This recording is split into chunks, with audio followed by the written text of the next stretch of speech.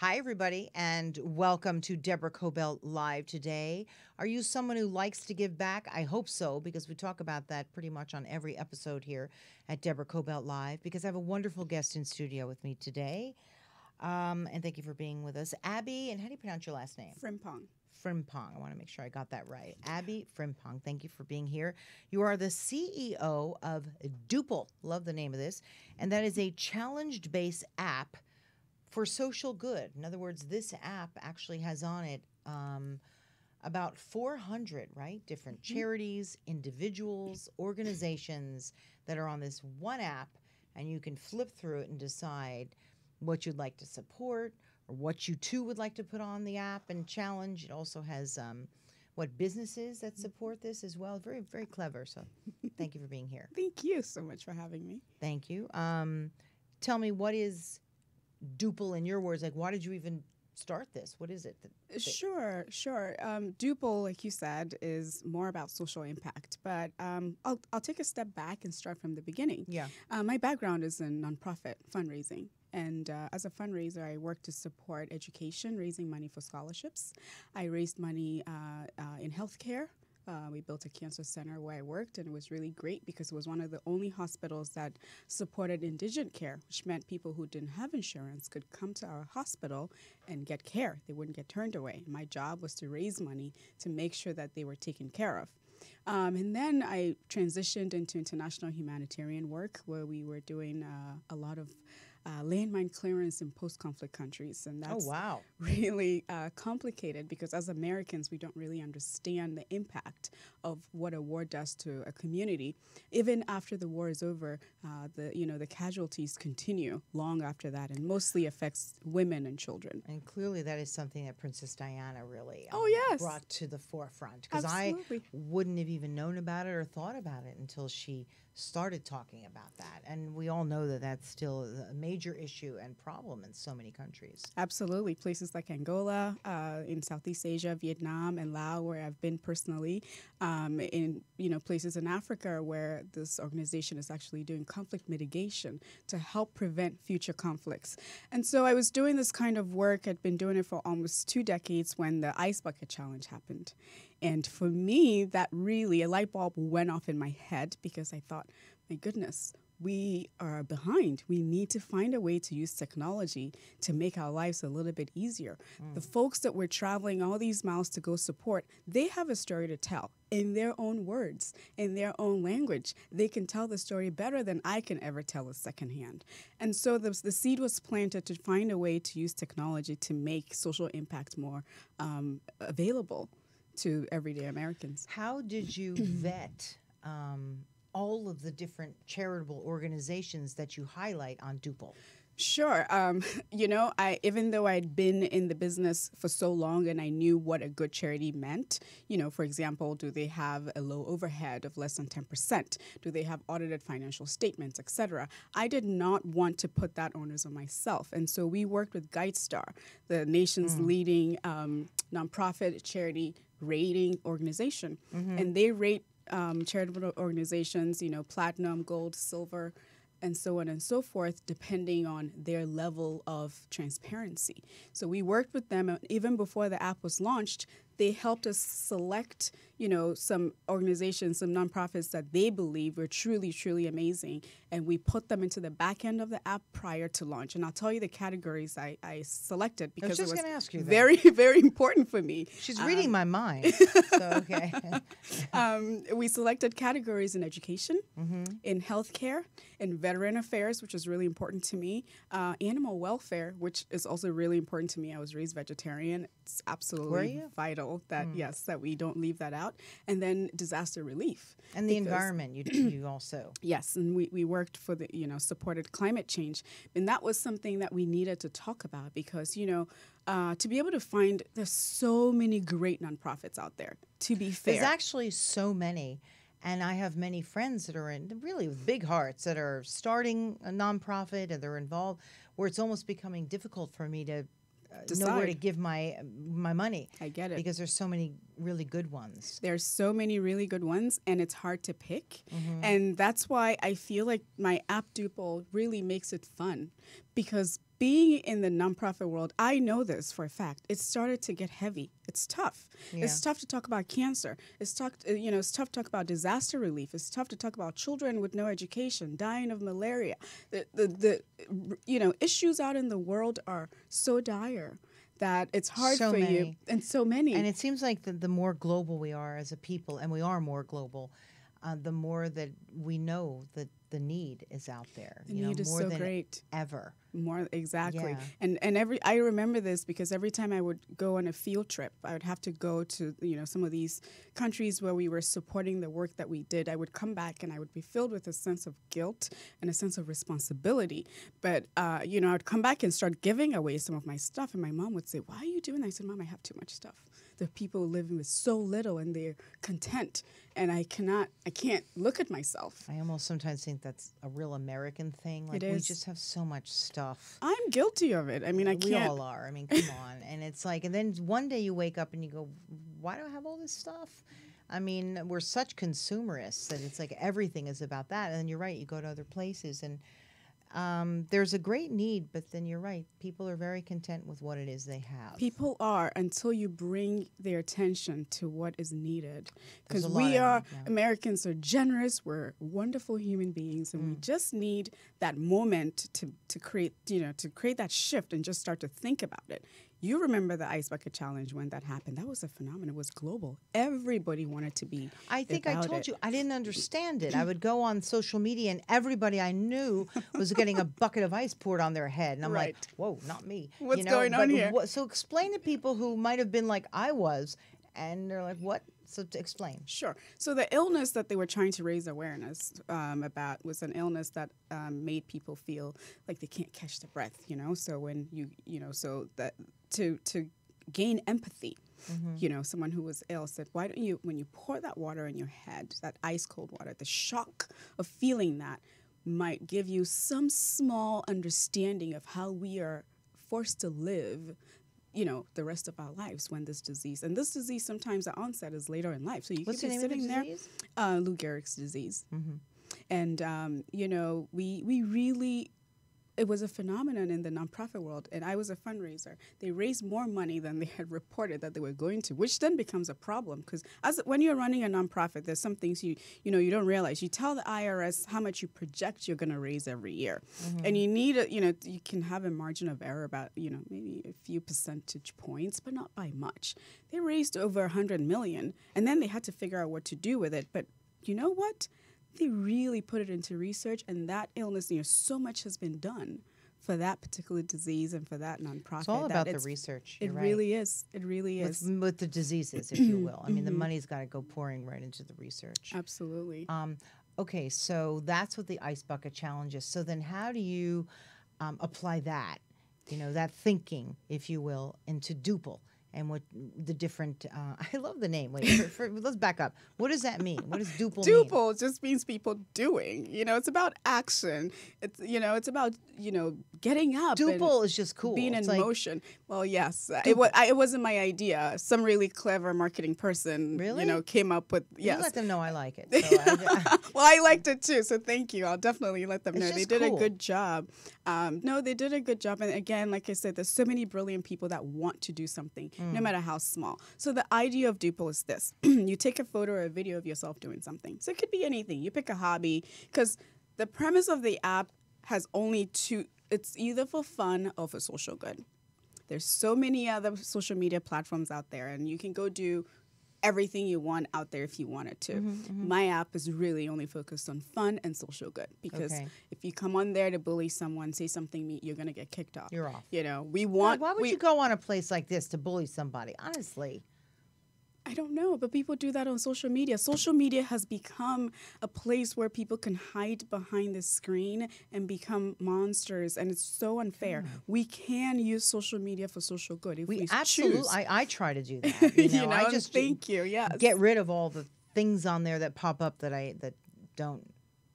But you don't want to continue. you don't want to participate in that. You don't want to be a part of that. And if that person that's saying all those mean things, if they were to be standing in your environment or right in front of you, you would say, "Hey, stop! I don't want you to do this." But on social Right. media, you can't.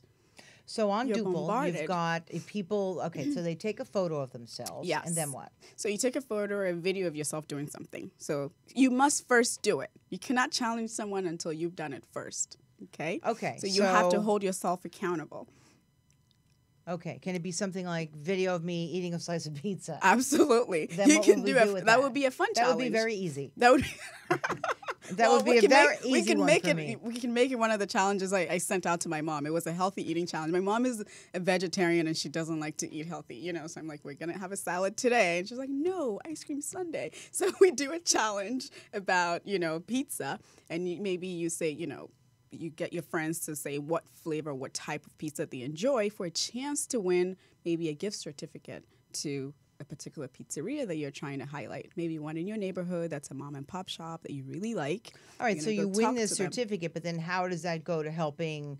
So remember, it's for fun or for social good. So Fun this is or a fun. social This is good? a fun challenge. But let's face it, it gets those people out there to do a little fun, checking out what else you're doing over on Duple, Exactly. right? Checking out what else is out there, because as you're on the app and you're scrolling through, as we all do when we get on social media, you might see a challenge about a neighborhood pet shelter. That's right next to that pizzeria that you sent me to, maybe. Isn't that clever? And so on your way there, maybe you can stop in and figure out what they need, maybe volunteer for an hour or two.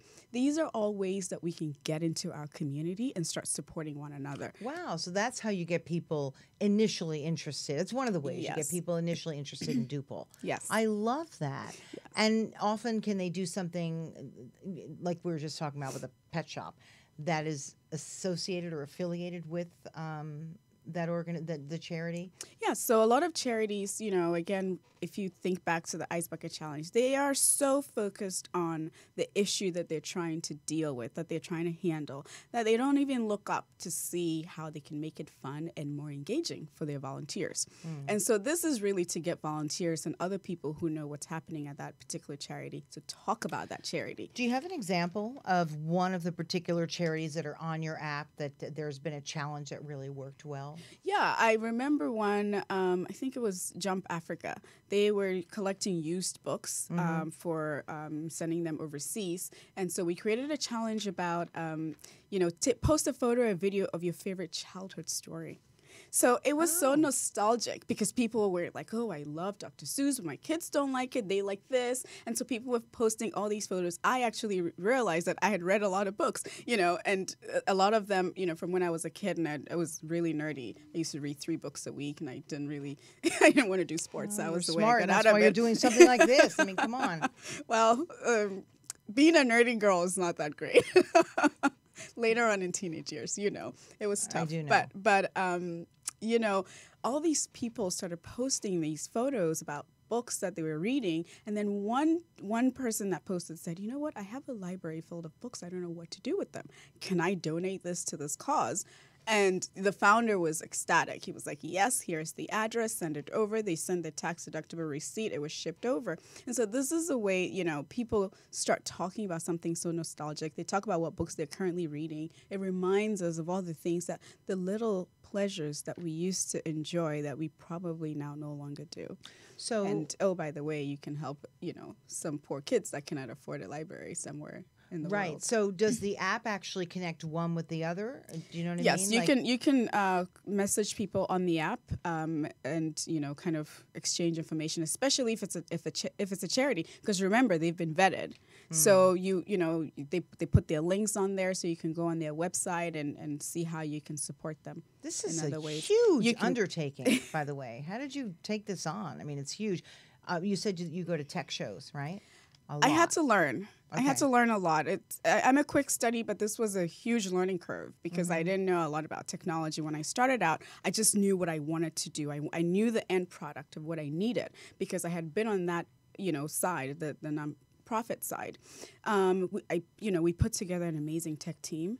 We sat down in a room and I wrote out everything I wanted and mapped it out for them. We talked through what the functionalities were going to be. We talked to GuideStar, like I said, and figured out how we hook this up so that all the donations are accounted for in a proper fashion. And the app was really heavy. And so to make it a little lighter, we incorporated the brand aspect of it. The brand aspect. So we now have brands that can also go and create challenges, for example, to launch a new product. So let's say there's a new flavor of Sprite that you want to try.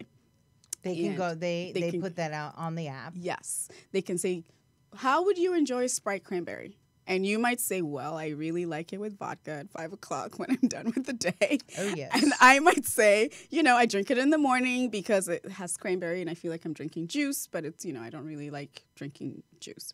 And someone might say, I like it at 3 o'clock in the afternoon because it has a little bit of caffeine, but just enough, And so then, first of all, they're getting sales because people are going out now because they know, they might win some money. They might win. It's very interactive. It's very, very interactive. It really shows the ROI of that particular ad campaign. Wow, it's very clever. You keep saying that. Thank you because very much. Because it is. Because I wouldn't have thought of that. That's why it's multifaceted. It absolutely is. You've got brand marketing, and you've got people doing fun stuff, and then you've got charitable organizations that need help, and you get people going, and it's just a real smart way of doing that. Thank you. Well, I do believe we can use social media to make each other better, and I hope that this is a good example, and that people are going to start using it, and maybe even I'm on the app. Send me some ideas of what you think we should be working on. If you have something in your community that you want to work on, I personally will spend some time on it. We're not so big that I can't do that. And you also say, and when it comes to a challenge, right? You post that challenge on Facebook, for example. Absolutely, yes. So it's a pass-through platform, which means that when you create a challenge, you can share it. So you can share it onto Facebook and invite people onto the app to participate. You can tag your friends that way. You can share it onto Twitter. You can share it via text message. And so it really, again, it allows you to not worry about missing out on the other social media platforms that you use. However, if you're looking for something value-based, this is where you go. And by the way, you can take that photo and then share it on Facebook so everyone can see what an amazing human you are because you went and did a cleanup activity over the weekend. Something fun that's value-based. Yes. I like that because don't we all need that, honestly? Especially now, more than ever, I think we do. I've been talking to a few schools and encouraging them to put their community service activities on here. Because when was the last time someone gave a prize to the kid that did a really good job with maybe taking out the neighbor's trash? Nobody talks about that anymore. Right. We talk about other things. We really need to start highlighting the good kids that are, the heroes, the real everyday heroes that nobody really talks about. And so I hope that schools and communities are going to start using this to simply get reconnected with one another. How are you getting the word out? It's not been easy. I would love for you. Podcasts. I'd be happy to get the word out. I think it's brilliant. Let's create a challenge. Oh. Right? Help me create a challenge. Help me create one. Okay, we can create a challenge for your audience. I love the pizza. But I'm not going to do that because this year for Lent, I'm not very not big into resolutions and Lent because I usually break it by the next day. But this year I have a need. So I'm going to try and give up pizza. So forget the pizza challenge. Let's do something else. We'll do that in the summer. Yeah. Well, we can come up with something that you feel it has to resonate with you. For me, that's what's important. What did you do? Did you have a challenge that you did? I talked about motivation because I moved out here from Washington, D.C., and my family's out there, and it's been hard and lonely and difficult. I'm telling you, I get it because my family's back east, and it's... Oh, yeah? Where are you from? New Jersey and Florida. Yes. New Jersey and Florida. Yes. Okay. And when you're sitting there alone some days, you're just by yourself, and that's a little scary. It's hard. It's hard. So what motivates you? It's like I needed to refocus on why I was here, the purpose, doing something that would help people, would help children, would help someone who's also sitting somewhere in another part of the world, really lonely. I remember when Anthony Bourdain died, I was so upset because my app hadn't launched, and I was like, oh my God. I wonder if there's someone I could have motivated to do this. It was one day I was just sitting there. I was a little bit lethargic. I was exhausted, didn't feel like doing anything. And that happened, and it just ignited me again. I said, I have to do this. I have to get this out there. So, coming on to shows like yours are really helpful. Thank you so much for having me again. And, creating challenges that will really empower people to realize that they're not alone, that the world is indeed a better place because all of us are doing a little bit. Every little bit counts. How do you get paid from this, you personally? So I raised the money before launching the app. I have a great VC firm out of Europe that, were kind enough to let me do this because it was the first time for me going into tech, really branching out. And I just leveraged my experience in the nonprofit world. I said, look, the nonprofits need this. If I can get them to do this, I think, individuals would join in and brands will join in. And I managed to convince them, and they were kind enough to give me the runway to do this. We do need to start monetizing. And so I hope that the brands will come on board and start doing some challenges on here. If you are someone with an ad budget, and instead of creating a billboard, I'd love for you to create a challenge instead. This I love. Let's see. Do you have someone who goes out and, what did you bring up earlier? Sprite or whatever. Yes. Who targets those, large box companies, to come I have a very, very small team. I do most of it. So you will see me around town quite a bit, going to every event, talking to people, handing out my business cards, telling you, about the icebreaker business cards. I have different cards that I take to different events based on who I think my audience is going to be. And I'm pounding the pavement. I'm used to working hard. That's not the issue. I think what it is this is so new. It's different. Well, it's all under one umbrella, one app, under Duuple. Exactly. You know what I mean? The fun, the philanthropy, the do good stuff. I think it's incredible. Anything else you want to tell people? I got to think of my challenge, though. That's the thing. I can't think of anything. I'll help you. Isn't that crazy? Well, but I do want to do something. So in the future, this is what we're going to start doing. So once you get on the app and I start seeing the things you like, we really want to build an AI so we can start suggesting things that we think you like based on what you've decided to do previously. I know a lot of, how you're talking about something and then you start seeing ads for it. Yeah. Well, how about we... That's because they're listening. They're listening. Well, we want to flip it around and start suggesting things that will actually be helpful to you. Yeah. Helpful, healthy, and much better. I got to tell you, how long have you been here? You said 1.5 years? Yes. You've done an awful lot, my friend, in 1.5 years. Thank you. Wow. And you said you were... Before this, you were... Did you tell me on the phone that you were in teaching or that you... I worked in education. You worked in education. It was a private school that I worked at. We were raising money for scholarships. So this was a very expensive private school in Montgomery County that I worked at. And I did everything from sponsored walks and galas and we raised money. This is in your background, I think giving is just who you are. It is. When I decided I wanted to do this, my father wanted me to be a lawyer, and he had a PhD in political science. And I said, I really, really just want to help people. And he goes, well... No, that you're going to be poor. And I said, well, that's okay. He goes, no, you're not living here forever. He just was like, no, you need to work. And so once I got into fundraising, I went back and I said, I found this job. And he goes, that's what HR people do when they're bored. It's not a real job. You're really brilliant. You need to apply yourself and do something else. And wow, smart dad. And I said, okay, well, I'm going to stay with this. I want to stick with this path in helping people, but maybe I can actually earn a living.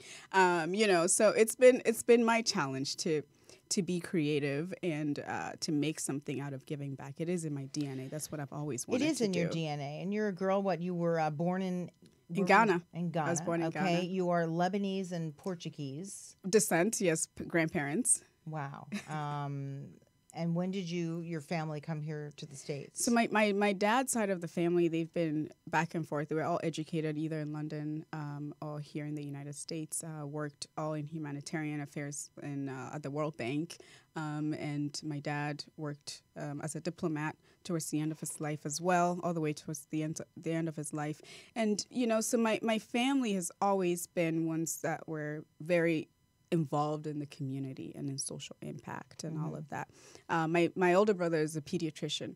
So, we find ways to give back the way we can. And I just needed to do it my way. Yeah, plus you've done a great deal of travel, right? I mean, it gives you tremendous traveling. Perspective. It does. It's humbling. Yeah, but it gives you, I think, so much perspective in what you do with Duuple and the need out there. So this is great. So one day I'll come back and we'll talk about food and all my travel. Because everywhere I go, would love to do that. Are you a foodie? Yes, absolutely. Are you a good cook? I am. You are. Because I love spices. I love playing with different spices. So really? You need to come to my place and teach me because I come from a family of phenomenal cooks. And somewhere along the line, it just passed me over at every venture. I can eat it, but when it comes to cooking it, it's a real issue for me. I just look at it and I'm not sure what to do with all this stuff.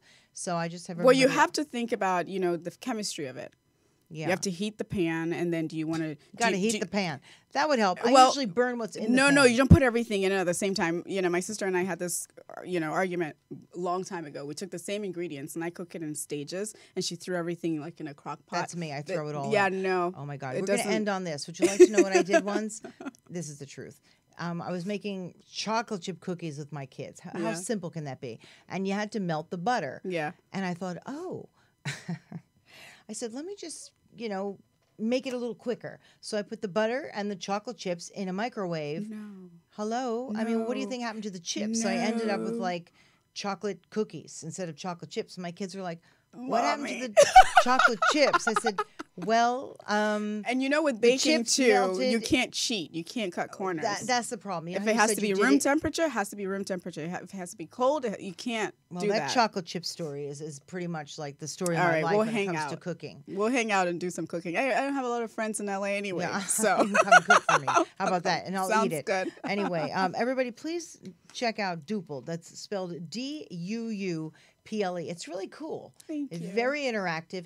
And you know what? Set up your own challenge, right? And let me know what you did. Maybe you could write to us on our pages, on our YouTube, on our Facebook. That'd be really fun. On our Instagram. Yeah. I like hearing We'll challenge from people to set up a challenge. Yes. Right? Let's do that. You can win a little money. You could do whatever you want with it, right? Yes, absolutely. Okay. Duuple, and also go on there and find any charitable organization that you would like to support. I think that'd be great. Abby, thank you so much for joining us. Thank you so much. Did you have a good time?